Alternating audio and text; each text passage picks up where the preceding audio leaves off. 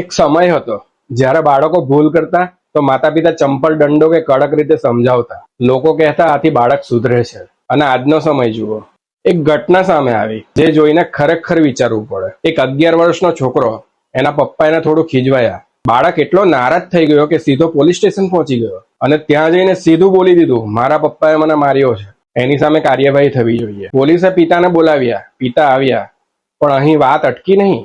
એને કહેવામાં આવ્યું કે સોરીથી કામ નહીં ચાલે, અને જે આગળ થયું એ બધાને હચમચાવી દેવું હતું.